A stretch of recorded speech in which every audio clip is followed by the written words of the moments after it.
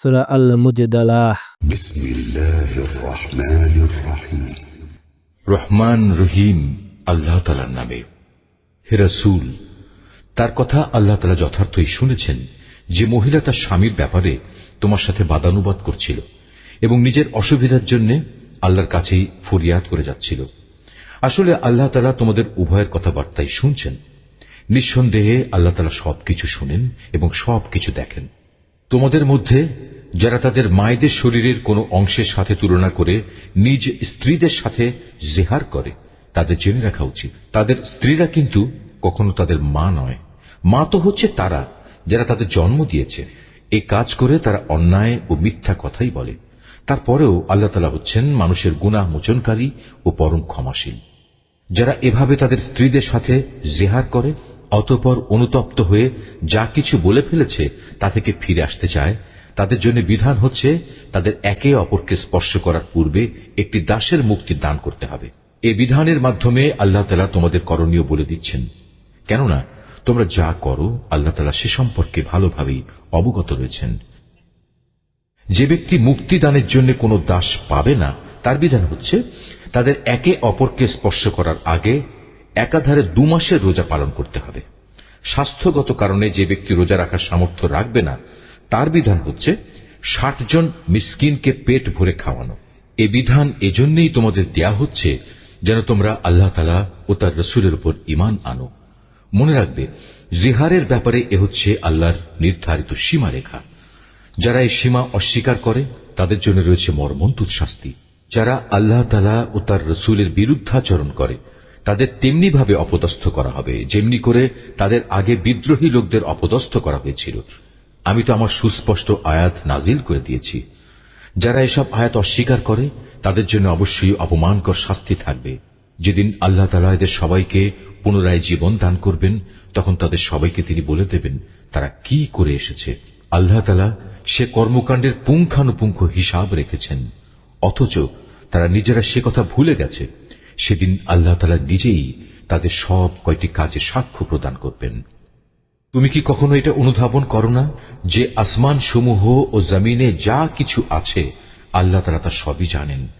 কখনো এমন হয় না যে 3 ব্যক্তির মধ্যে কোনো গোপন সলা পরামর্শ হয় এবং সেখানে চতুর্থ হিসেবে আল্লাহ তাআলা উপস্থিত থাকেন না, এবং 5 জনের মধ্যে কোনো গোপন পরামর্শ হয় না যেখানে ষষ্ঠ হিসেবে তিনি থাকেন না। এ সলা পরামর্শকারীদের সংখ্যা তার চাইতে কম হোক কিংবা বেশি, তারা যেখানেই থাক না কেন আল্লাহ তাআলা সব সময়ই তাদের সাথে আছেন। অতঃপর কিয়ামতের দিন আল্লাহ তাআলা তাদের সবাইকে বলে দেবেন তারা কি কাজ করে এসেছে। আল্লাহ তাআলা সর্ববিষয়ে সম্মুখ অবগত রয়েছেন। তুমি কি তাদের লক্ষ্য করনি যাদের আল্লাহ তাআলা ও তার রাসূল সম্পর্কে কোনো গোপন কানাঘুষা করতে নিষেধ করা হয়েছিল, কিন্তু তারা ঠিক তারই পুনরাবৃত্তি করল যা করতে তাদের বারণ করা হয়েছিল। তারা একে অপরের সাথে সুস্পষ্ট গুনাহের কাজ মাত্রাতিরিক্ত বাড়াবাড়ি ও রাসূলের নাফরমানির ব্যাপারে কানাঘুষা করতে লাগলো। অথচ এরা যখন তোমার সামনে আসে তখন তোমাকে এমন ভাবে অভিবাদন জানায় যা দিয়ে আল্লাহ তাআলাও তোমাকে অভিবাদন জানান না। আর এসব প্রতারণার সময় ওরা মনে মনে বলে, আমরা যা বলছি তার জন্য আল্লাহ তাআলা আমাদের কোনো প্রকার শাস্তি দিচ্ছেন না কেন? তুমি তাদের বলো, জাহান্নামই তাদের শাস্তির জন্যই যথেষ্ট। তার আগুনে পুড়ে তারা দগ্ধ হবে। কত নিকৃষ্ট হবে সেই বাসস্থান। হে ঈমানদার ব্যক্তিরা, তোমরা যখন একে অপরের সাথে গোপনে কোনো কথা বলো, তখন কখনো কোনো পাপাচার, সীমালঙ্ঘন ও রাসূলের বিরোধিতা সম্পর্কিত কথা বলো না, বরং গোপনে কিছু বলতে গেলে সেখানে একে অপরকে ভালো কাজ ও আল্লাহকে ভয় করার কথাই বলো। সর্বোপরি সে সর্বময় ক্ষমতার মালিক আল্লাহকে ভয় করো, যার সামনে একদিন তোমাদের সবাইকে সমবেত করা হবে। আসলে এদের গোপন সলা পরামর্শ তো হচ্ছে একটা শয়তানি প্ররোচনা, যার একমাত্র উদ্দেশ্য হচ্ছে ঈমানদার লোকদের কষ্ট দেয়া, অথচ এরা জানে না আল্লাহ তাআলার ইচ্ছা ব্যতি রেখে তারা ঈমানদারদের বিন্দু মাত্র কোনো ক্ষতি সাধন করতে পারবে না। তাই ঈমানদারদের উচিত হামেশা আল্লাহর উপরই নির্ভর করা। হে ঈমানদার ব্যক্তিরা, যখন মজলিস সমূহে একটু নড়ে চড়ে জায়গা প্রশস্ত করে দিতে তোমাদের বলা হয়, তখন তোমরা জায়গা প্রশস্ত করে দিও। তাহলে আল্লাহ তাআলাও তোমাদের জন্য জান্নাতে এভাবে জায়গা প্রশস্ত করে দেবেন। আবার কখনো যদি জায়গা ছেড়ে উঠে দাঁড়াতে বলা হয়, তাহলে উঠে দাঁড়িয়ে যেও। তোমাদের মধ্যে যারা ঈমান এনেছে এবং যাদের আল্লাহর পক্ষ থেকে জ্ঞান দেয়া হয়েছে, আল্লাহ তাআলা অবশ্যই কিয়ামতের দিন তাদের মহামর্যাদা দান করবেন। তোমরা যা কিছু করো আল্লাহ তাআলা সে ব্যাপারে পূর্ণ খবর রাখেন। হে ঈমানদার ব্যক্তিরা, তোমরা যদি কখনো রাসূলের সাথে একাকী কোনো কথা বলতে চাও, তাহলে অপ্রয়োজনীয় কথাবার্তা নিয়ন্ত্রিত করার জন্য তোমরা কিছু দান সাদকা আদায় করে নেবে। এটা তোমাদের সবার জন্য মঙ্গলজনক। রাসূলের মজলিসের পরিবেশ ভালো রাখার একটি পবিত্রতম পন্থা। অবশ্য সাদকা আদায় করার মতো তোমরা যদি কিছু না পাও, তাহলে দুশ্চিন্তা করো না, কেননা আল্লাহ তাআলা ক্ষমাশীল ও পরম দয়ালু।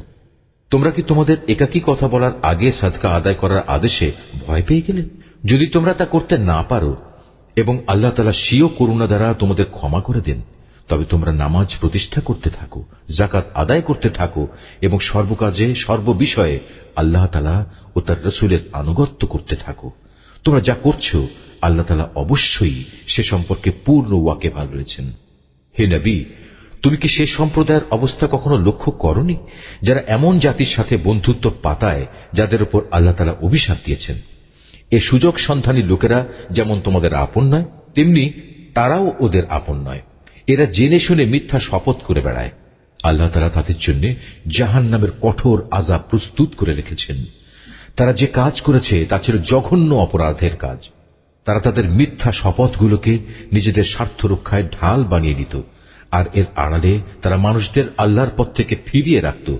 অতএব তাদের জন্য রয়েছে এক লাঞ্ছনাদায়ক শাস্তি। আল্লাহ তাআলা শাস্তির কাছ থেকে তাদের বাঁচানোর জন্য সেদিন তাদের ধন সম্পদ, সন্তান সন্ততি কোনোটাই কোনো কাজে আসবে না। তারা তো দোজখেরই বাসিন্দা, সেখানে তারা চিরকাল অবস্থান করবে।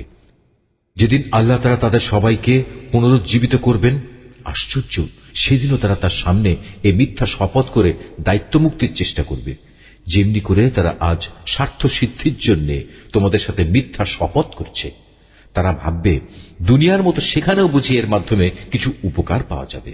হে রাসূল, তুমি এদের থেকে সাবধান থেকো, এরা মিথ্যাচারী।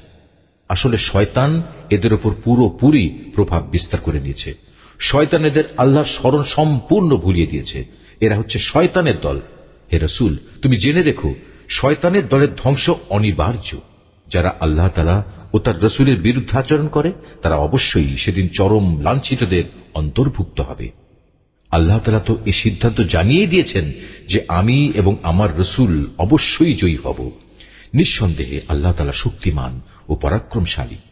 হে রাসূল, আল্লাহ তাআলা ও তার রাসূলের উপর ঈমান এনেছে এমন কোন সম্প্রদায়কে তুমি কখনো পাবে না যে তারা এমন লোকদের ভালোবাসে যারা আল্লাহ তাআলা ও তার রাসূলের বিরুদ্ধাচরণ করে। যদি সে আল্লাহ বিরোধী লোকেরা তাদের পিতা, ছেলে, ভাই কিংবা নিজেদের জাতি গোত্রের লোকও হয়, তবুও নয়। এ আপসহীন ব্যক্তিরাই হচ্ছে সেসব লোক যাদের অন্তরে আল্লাহ তাআলা ঈমানের ফয়সালা এঁকে দিয়েছেন এবং নিজস্ব গায়েবী মদদ দিয়ে তিনি এ দুনিয়ায় তাদের শক্তি বৃদ্ধি করেছেন।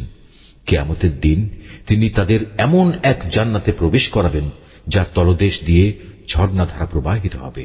তারা সেখানে চিরকাল থাকবে।